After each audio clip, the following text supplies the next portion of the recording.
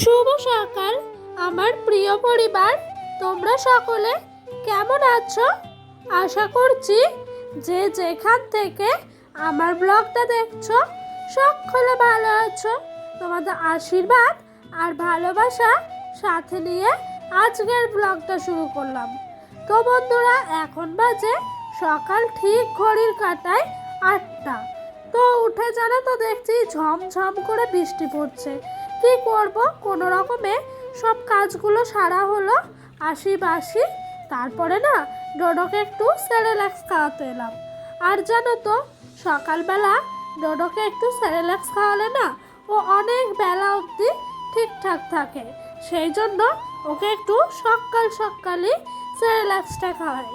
আর দেখেছো ওকে খাবার খাওয়াতে খাওয়াতে কিন্তু ও একটু ফোনের দিকে তাকিয়ে নাচ করে নিল। তো বন্ধুরা, ডোডোকে খাওয়ানো হয়ে গেছে, তারপরে এইদিকে চলে এলাম সব জামা কাপড়গুলো একটু ধোয়া কাচা করবো বলে। তো ডোডোর পাপার আর ডোডোর কিছু জামা কাপড় ছিল, সেগুলো কিন্তু আগের থেকেই আমি সার্ফের জলে ভিজিয়ে রেখেছিলাম। কারণ কি বলতো, সার্ফের জলে ভিজিয়ে রাখলে না তাড়াতাড়ি হয়ে যাবে বলে কাঁচা ধোয়াগুলো। তো সেগুলো কুয়োর পাড়ে নিয়ে চলে এলাম। আর এইদিকে দেখেছো বৃষ্টি কমতে না কমতে আমি কাচাকুচি করা শুরু করে দিয়েছি। আমরা প্রত্যেকেই যারা গৃহবধূ আছি তারা আমরা রোজই সারাটা দিন কত পরিশ্রমী না করে থাকি, সংসারের জন্য কত কিছুই ত্যাগ করে থাকি। নিজের চাওয়া পাওয়া, ভালো লাগা মন্দ লাগা সব কিছু কিন্তু মেয়েদেরকেই ত্যাগ স্বীকার করতে হয়। এটা আমরা আমাদের এই জেনারেশনের কথা আমি বলছি না, জানো তো বন্ধুরা, এগুলো কিন্তু আমরা আমাদের মা ঠাকুমার সময় থেকেই দেখে আসছি। আর এটা পরম্পরা চলেই আসছে। মেয়েরা কিন্তু সারাদিন পরিশ্রম করে, তবুও তাদের শরীরে ক্লান্তি বলে জিনিস থাকে না। মেয়েদের ভালো লাগা, ইচ্ছা, ভালো মন্দ সব কিছু মিলে থাকে, তবুও কিন্তু মেয়েরা কোনোদিনও স্বীকার করে না যে আমার এটাই ভালো, এটাই আমি আচ্ছন্দ্য বোধ করি। তবুও কিন্তু মেয়েদেরকে কোনোদিনও সমানভাবে মর্যাদা বা সম্মান দেওয়া হয় না।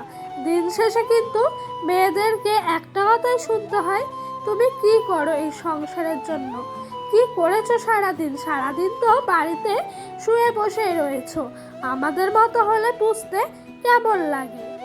এরকম তো কিন্তু প্রত্যেকটা মেয়েকে একটু খোঁজ নিয়ে দেখলে প্রত্যেকটা ঘরের গৃহবধূকে এই ধরনের কথাগুলো রোজ শুনে থাকতে হয়।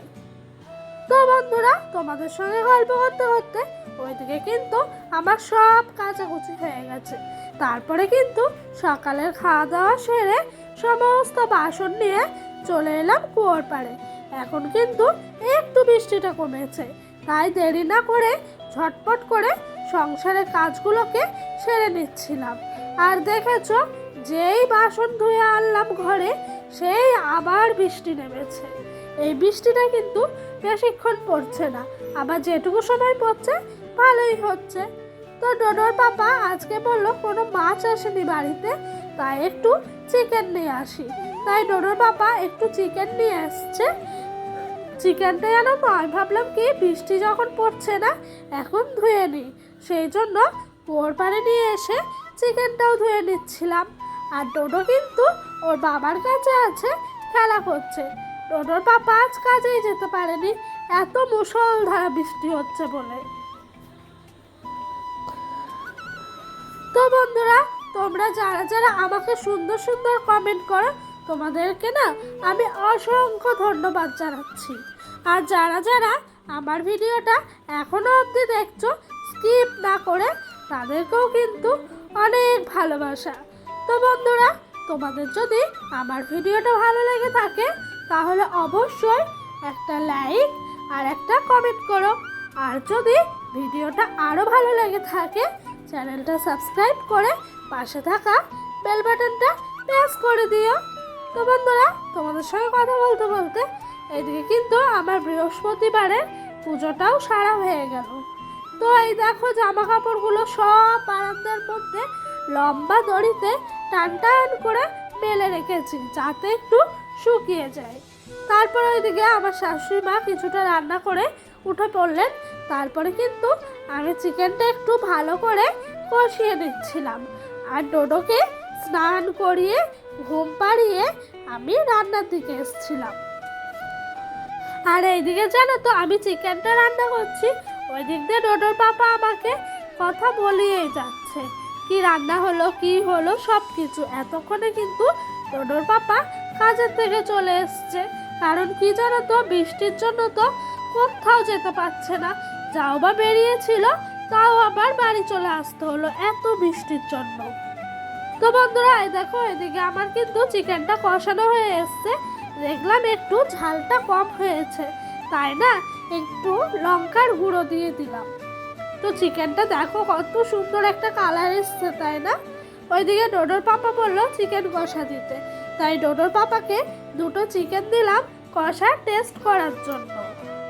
আর এইদিকে দেখেছো আমার চিকেনটাও কিন্তু ঝোল টকবক করে ফোটানো হয়ে গেছে, গ্যাসটা বন্ধ করে রেখে দিলাম। এবার কিন্তু মিট মশলা দেবো, দিয়ে নাড়াঘাটা করে চিকেনটা নামিয়ে ফেলবো। দেখেছো চিকেনের আলুগুলো কত সুন্দর গলে গেছে। এইদিকে ভাত দিয়ে দিয়েছি 2 থালায়, আমার আর ডোডোর পাপার। তো এইদিকে ডোডোর পাপা নিয়ে এসছিল একটু থোড়, তো সেইটা আমার শাশুড়ি মা মুসুর ডাল দিয়ে ঘন্ট করেছেন, থোড় ঘন্ট। আর এইদিকে চিকেনটা কিন্তু হয়ে গেছে, দেখেছো কেমন ধোয়া উঠছে। বৃষ্টির দিনে এরকম চিকেন দারুণ লাগে। লেখো লেখো লেখো, ডোডো এখন পড়াশোনা করছে। কি পড়ছো?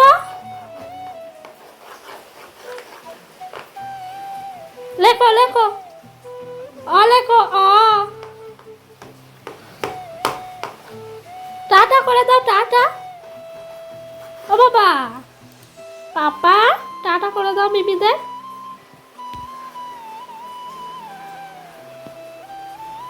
লেখো লেখো, এখানটায় লেখো স্লেটে, মুছে দাও মুছে দাও।